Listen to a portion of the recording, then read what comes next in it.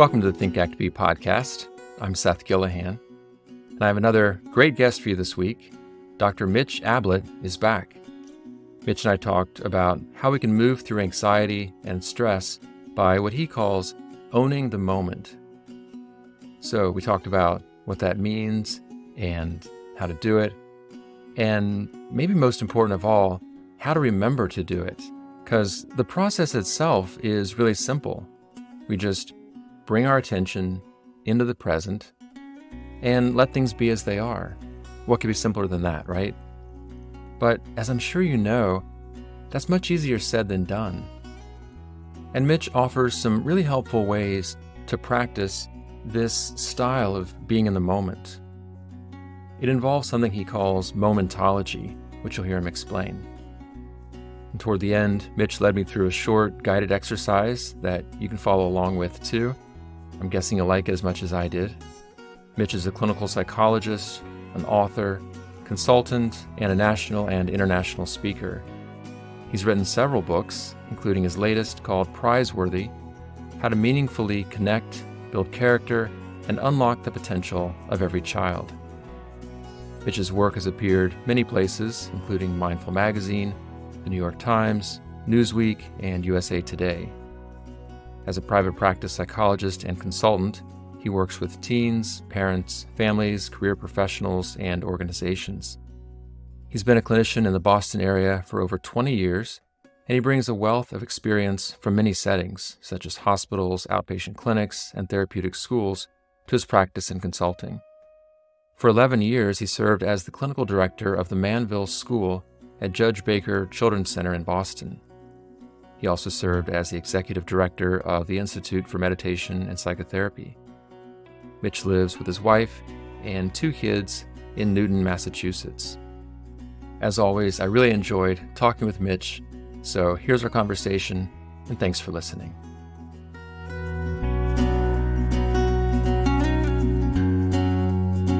Well, Mitch, welcome to the podcast. It's great to have you back. Thank you, Seth, for having me. I can't remember the last time, but I think this is the third, right? I think so. Yeah. I think it was sometime early in COVID last time we met. That's right. Yeah. Yeah, different world now in some ways, but a lot of similarities. Yes. So you and I think have always, there's always been a strong thread of mindfulness that's run through our conversations. Obviously, It's an important part of your work. Yes. Maybe we can start for our listeners, and just for me, honestly, Mitch, because there's so many ways to think about mindfulness. Yeah. If you had to describe it briefly, what would you say? Yeah. I think, and I'm sure I may have said this, I probably said this to you before. It's it's impossible to define it, with words. And we've all been very mindful in moments. So that's kind of my current way of thinking of the best way to define it is that there are these moments that we just are owning, where we are fully taking in what is, and we're not like cluttering it with our sense of self, our thoughts, our expectations, our shoulds, all that conditioned crapola that's in our minds. We're just owning the moment just as it is. That to me is being very mindful. Yeah. Well, what I love about that way of describing it is that it's not esoteric. It's not something that you have to do to get to. But as you said explicitly, it's an experience that we've all had. Yeah. And can you say more about when you say owning a moment, what does that mean for you? Yeah, I mean, you and I are both writers. I love to play with words in the implications, the felt implication of words. And I started thinking months ago about this kind of distinction between ownership and possession. And I'll declare right now, I'm not a communist or anything like that, but it's not about an ideology. In fact, what I'm talking about is really about no ideology. It's like no fixation on any stories of belief. So I like to say, we have an ownership problem in the modern society. We confuse ownership with possession. Possession is like our brain trying to control Mm, what's happening, kind of that survival brain that we all know about, fight, flight, freeze kind of stuff, that helped us be able to survive millennia ago. It's still there, and it's trying to possess good stuff and push away the aversive. And that's always going to be. So it leads us to try to control, possess relationships, mhm. control, possess our career and outcomes in our work. And God forbid, possess our kids, right? That Right. they are ours to, and, control what happens for them. So we get possessed, mentally and emotionally. So I love the implications of the words.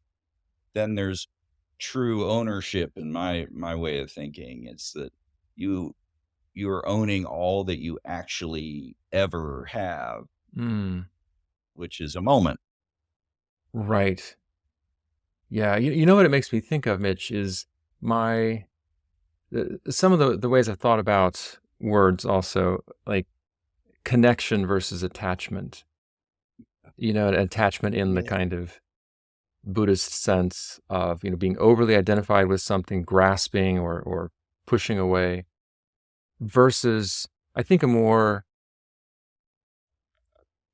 I think what we're really after is connection, Yes. which doesn't, there's no, it's the analogy or the metaphor of a bird landing in your hand rather than grabbing onto it, but it's allowing it to be there as long as it is, and it comes and it goes. Oh, I Does like that, that. does that correspond at all with what you're describing with ownership versus possession, or is that kind of a different dimension? No, I think that's it. It's weird that you said that around like the bird landing in the hand. I also like to play around with metaphors, right? Yeah. And analogies. And a metaphor that's been, landing for me lately is, when I was a kid in rural Ohio, sometimes around here, but definitely where I lived in rural Ohio, around dusk, particularly in the late spring, summer, lightning bugs everywhere, Yeah. or fireflies, some people call them, but we called them lightning bugs. And, what the conditions are, particularly it tends to be kids that are out trying to catch them, right? Hmm. They're more curious and closer to the, willingness to just be than we are as adults. But I can remember like going out trying to catch lightning bugs. And then there's the possession, to use my lexicon here, where you're trying you capture it, but then you're too rough with it. You're trying to keep it. You end up inadvertently killing it. You put it in a jar, you're gonna make it your pet, Hmm. and then you kill it, versus you with awareness, or in the verb of the experience of the capturing of the lightning bug, but you have a gentleness around your hands. You actually can feel it crawling around on your palms, right? Mm, And you open up your palms, and it may even linger for a bit. And then you kind of intuitively give it a nudge, and then you like watching it as it goes up, and then it starts flashing again. right. So I've had this analogy. It's very visceral for me, of like catching lightning bugs. That's what we're doing ideally as adults when we're owning a moment versus possessing it. We're very aware. We're aware of the whole context as best as we can, Yeah. and we're willing to reach out to an opportunity, but we don't try to make it ours in a permanent way. We show up to it when it's there, and then we let Yeah. it go.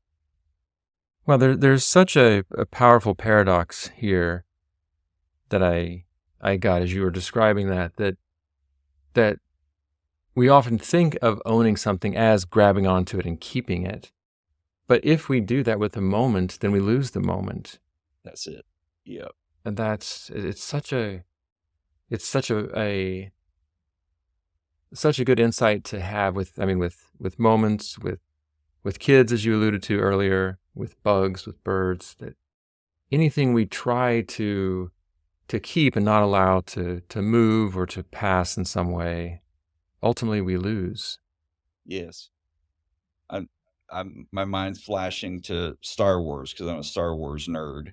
And I'm gonna butcher the quote, but Princess Leia says to Vader, Darth Vader, as I think she's being taken captive, the more you try to control the star systems, the more they slide through your fingers. Yeah, right, right. And good line. But I think that's it. To me, this is an important distinction, and it is for. I just had a session with a patient right before uh, coming on with you. That what do I end up working on with people? And maybe I'm biased because this is what I think about, but it seems to resonate with them. Is you know, can we maximize the unfolding of healing or connecting? They tend to be these verbs, right? Mm, Healing, connecting, creating, leading, uh, you know, by letting go versus, into a moment just as it is, even if it's painful, mm, versus trying to control, which is natural in the yeah. sense that the brain's trying to protect. The painful part, I think, is really key because you and I have talked about, some of the painful moments or kind of periods in our lives. Maybe as parents, a lot of us can relate to that, like the morning crunch. Is Yes. often a painful time, a stressful time. So what does so I imagine a lot of people we're talking to, whether they're parents or not, they're familiar with these times throughout the day that tend to be full of stress or anxiety or just fraught in some way. Yeah. What does this type of coming into the moment and owning it, what does that have to offer in those types of, difficult times? Yeah.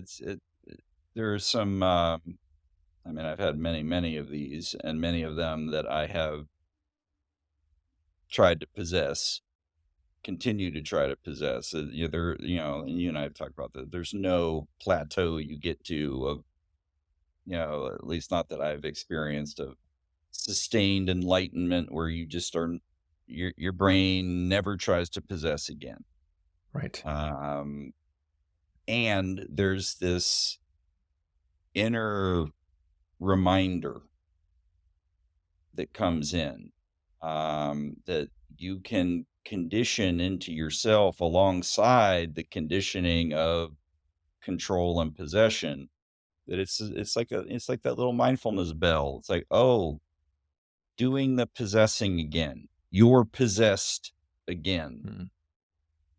Mm, And then there's the letting go. And with a kid, it could be just even just a that simple breath when you're about to tell them, "How many times have I told you?" Or "Why are you doing?" Or, you know you know, "Do this," whatever it is, that there's just that breath. It's not as simple as just take a breath.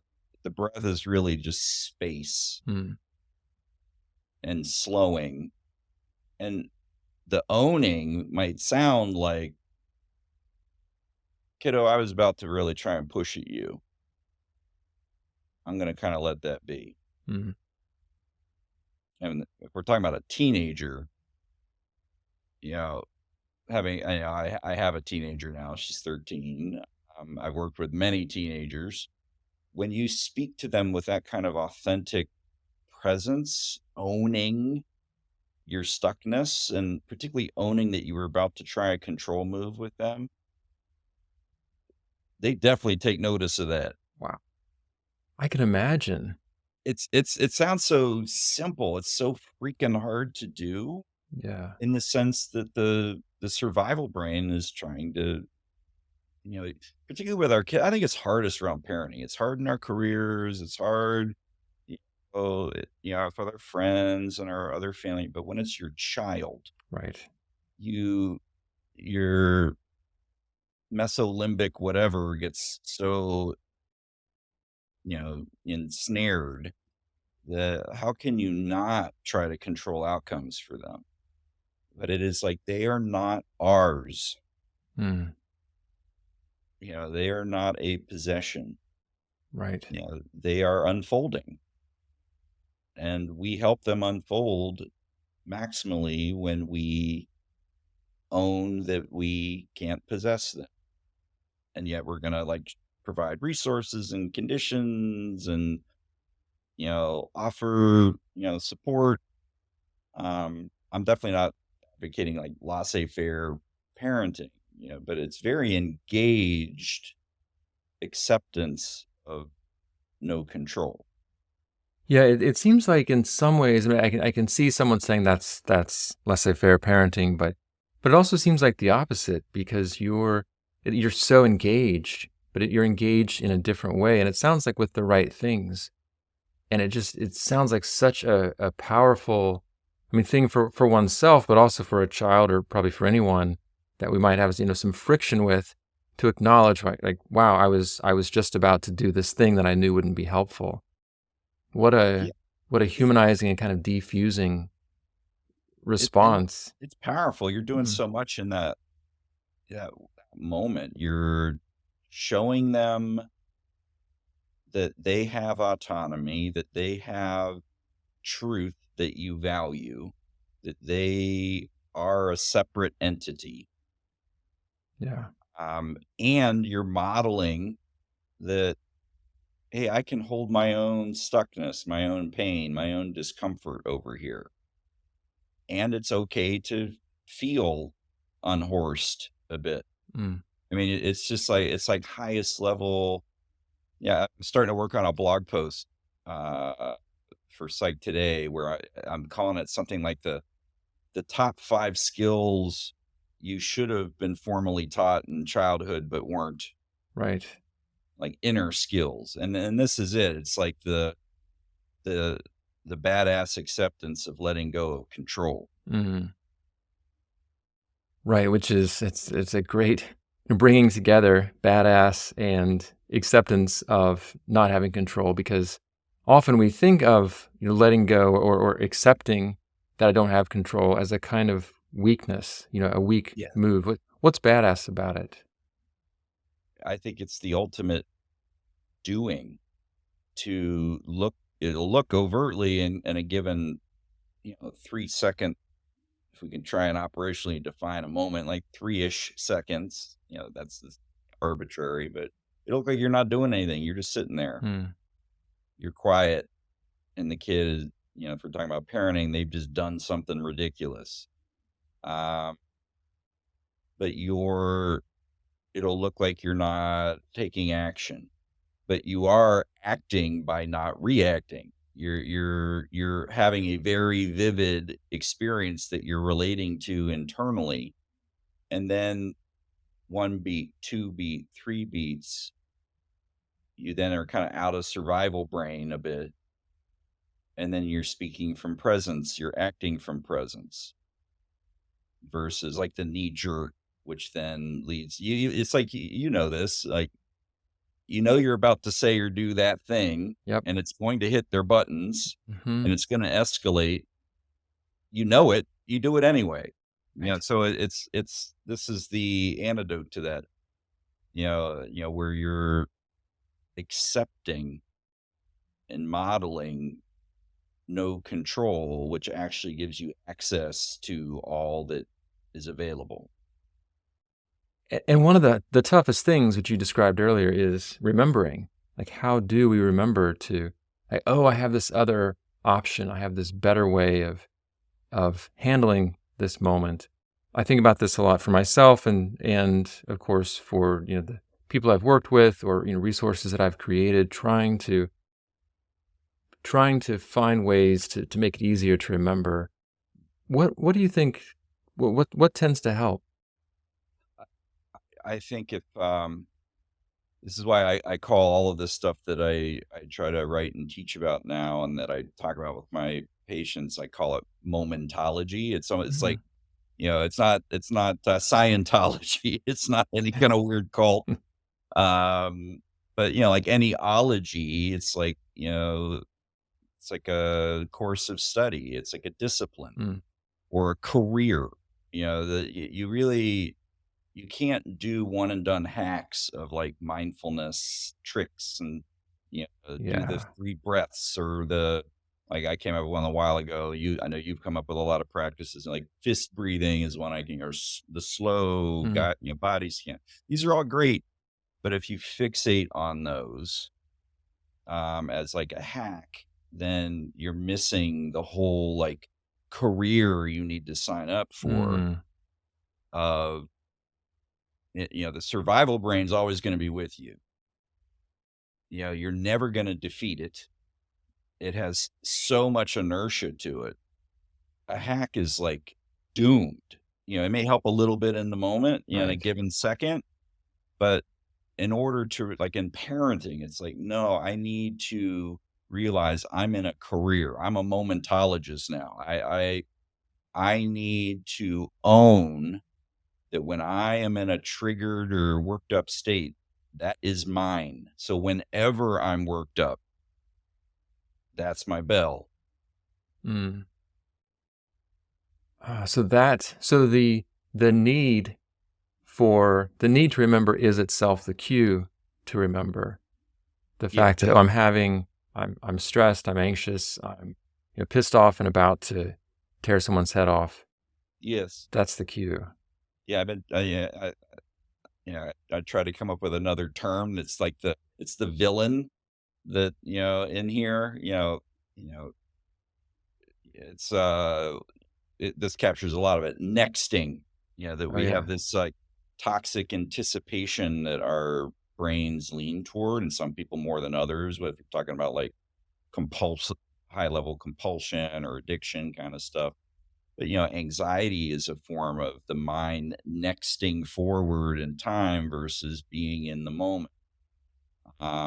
So I think that's anytime we're nexting, we're feeling this yank toward possessing, controlling, forcing, and our emotions, or the survival system is saying, wake up and fight, freeze, Right.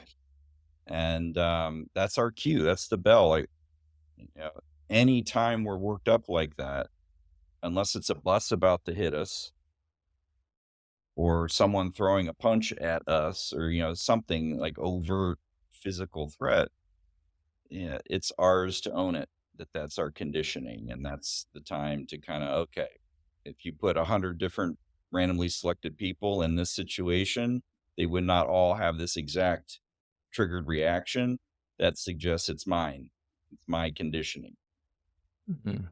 So there's and I'm working on this I screw it up on a regular basis, but there's a relentless intention to show up to. I'm going to be the momentologist that keeps trying to notice my habits, my conditioning, my, as a parent, as a therapist, in my case, as a friend. And the intention you mentioned, I think that brings up an important point, which is remembering alone probably isn't sufficient a lot of the time because we also need the willingness. And Yes. like, oh yeah, I could do this other thing, but screw it. Like Yes. I'm all in now. So where does that willingness come from? Yeah.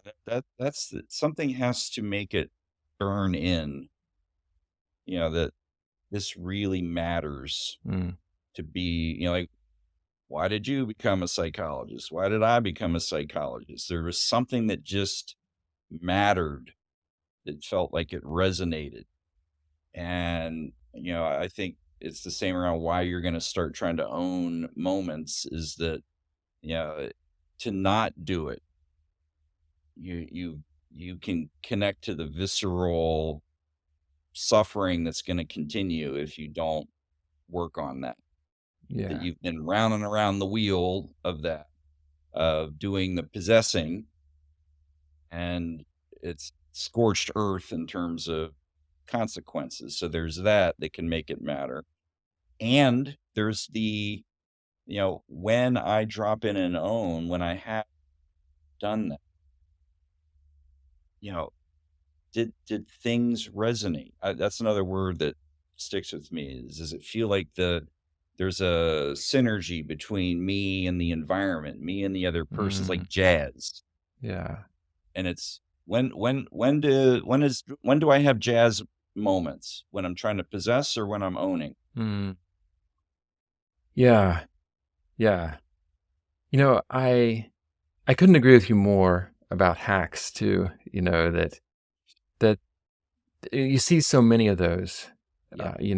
They just do this, and they'll sometimes they're even called hacks. Five ways to hack your nervous system with mindfulness or something, Yes. and it does seem like it robs the potential of this approach from its real power, and it turns it Yeah. into more like these little mini islands that sit among this ocean of just the same old, and Yes. that are overwhelmed by that ocean. So I'm curious what is your obviously you're someone who's committed to Momentology. What does the practice look like? Like how do you what is your course of study, we might say? Yeah. I mean, I'm definitely very informed and have to acknowledge the kind of thing, people that have taught me and things that, have informed my own practice. I think it's for me important to keep it very secular, even though I've done a lot of Mm, reading and, meditating with and whatnot, people that are, mostly in the Buddhist camp. But, to me, particularly in our society, it's really helpful to have practices that, though they're not hack focused, like we're talking about, you know, they're embedded in something that has an ethics to it, has a meaning to it, mm, has an arc to it. So, when I think of the practice of it, it's like you know, you have to be willing to develop a whole range of skills.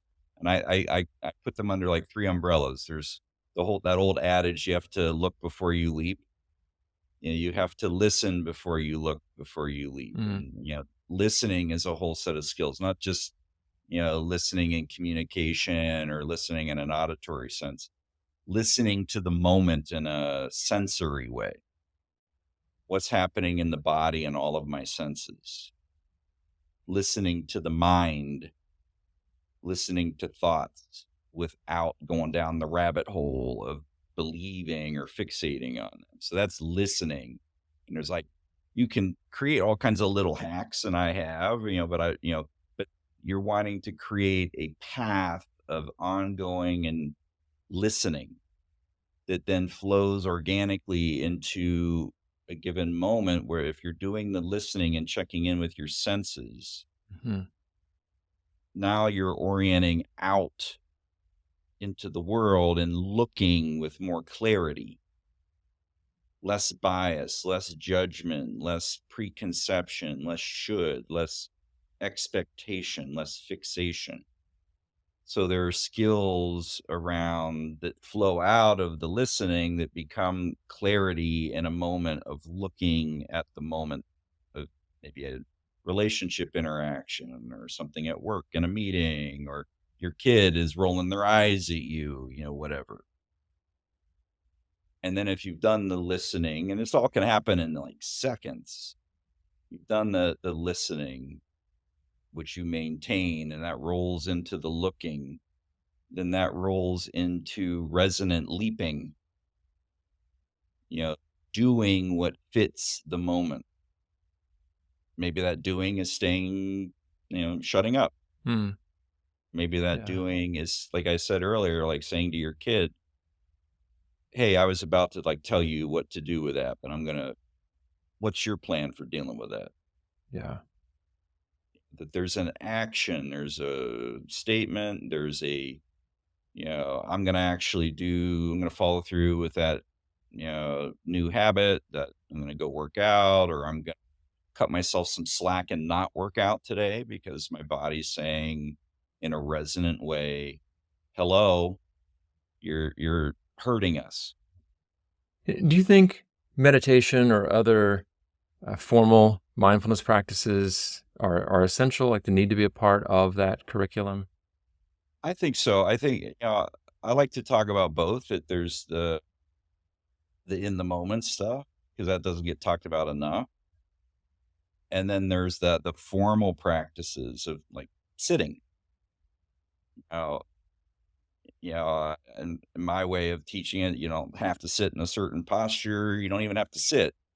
It's about the intention to pause from your normal doings to practice. Just like anyone in a discipline, they practice. If you're a musician, you practice. So a momentologist practices, so you sit or lie down or stand and you listen, look, leap. You own the moment, and I did create this sounds hacky, but I did create a little acronym out of the word own. Yeah. So this could be part of the sitting practice where you're just sitting at the beginning of it, and maybe you just notice your breath for a little bit, feel it, which is thousands of years old in terms of put attention on the breath. And then maybe you lightly start noticing that there's only, this moment, only this moment of feeling the breath, Mhm.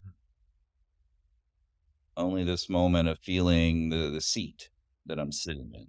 Mitch, can we Yeah. let's keep going with this, but I'd like to follow along as you do Yeah. it, and I'll invite our listeners to do the same. Yeah. So if you don't mind starting again, I'm going to close Oh, my yeah. eyes and Making it into a little guided practice. yeah, yeah, if that's all right. Yeah. Yeah. All right. So, when you take that seat, you, you're going to be doing so out of an intention to practice owning the moment. So in that sitting, you feel your breath wherever you feel it. And why the breath? Because it's always here. And we can try to control it. We can actually control it a bit, and yet it happens on its own. Our breath really is there to be noticed, less controlled. So in this moment, just notice the breath wherever you feel it, nostrils or belly or wherever. And notice that there's only this moment of noticing the breath. Only this moment of sitting, whatever that sensation of sitting is. Only this sensation of feet on the floor. Only this sound or sounds arriving at hearing. Only whatever thought shows up. Only this moment. All of it arriving. And you can also notice in this owning, in this listening to what is, that you can do so without fixating on just one aspect. You can be without fixation on only the breath or just that thought. Thoughts love to pull us down the rabbit holes, but we can be without fixation. When? Only this moment. The mind might want to fly forward into future, call that nexting. And we can be without that nexting by just owning that it is only this moment. Deeply and noticing all that is arriving. As a verb, the sounds are arriving, the sensations of sitting.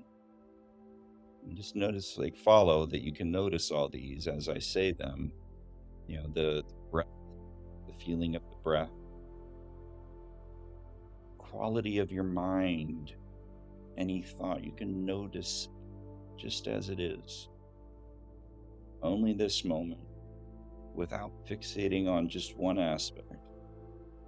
noticing all, possessing nothing, owning all of it.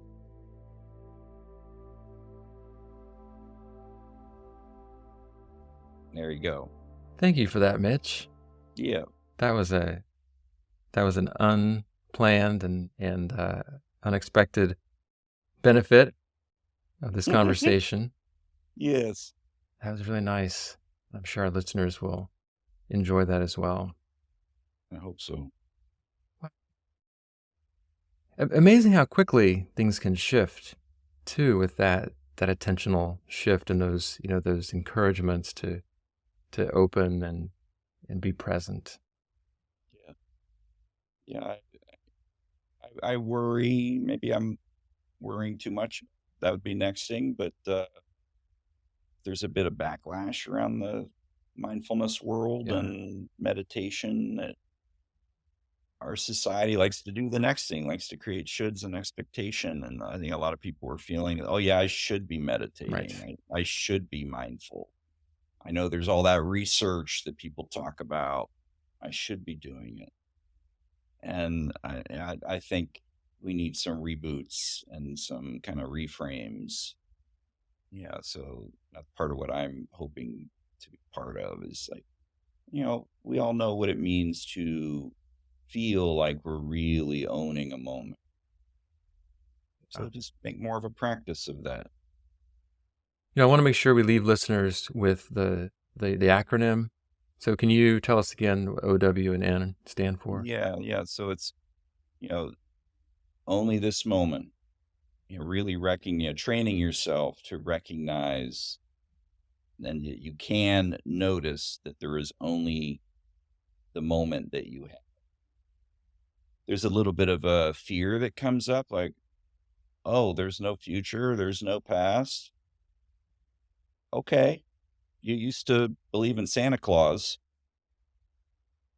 Sorry for any listeners that are spoiler. Or the tooth fairy or whatever, and yet you survived the realization of the fiction. You can start to really notice that you only always ever have a moment. And then you can really start to cherish more moments because you're not believing a fiction of next. Mm.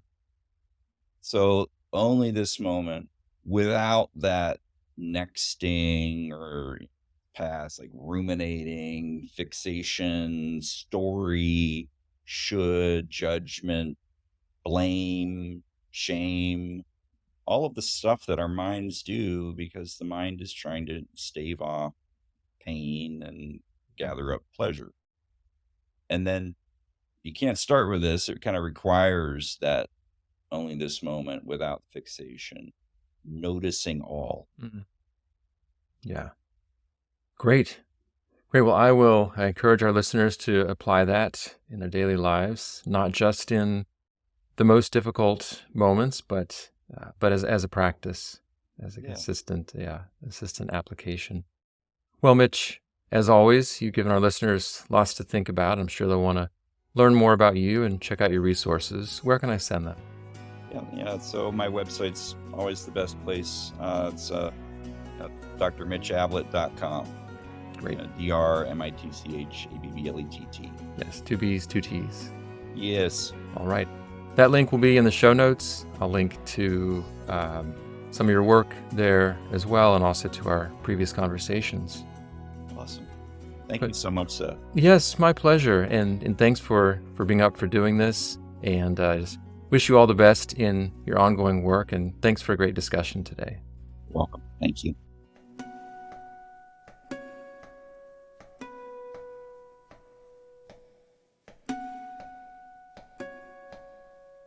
If you enjoyed this conversation, please share it with someone you know who might find it helpful. It's one of the best ways you can support the podcast. I'd also be grateful if you could leave a rating or review on Apple Podcasts or wherever you listen. I'd love to get your feedback. I release new episodes every Wednesday, so if you subscribe, you'll get the episodes as soon as they're available. If you'd like to become a supporting member, please visit sethgillahan.com/podcast podcast-membership. Your support helps keep the Think Act Be podcast ad-free. And thank you for listening.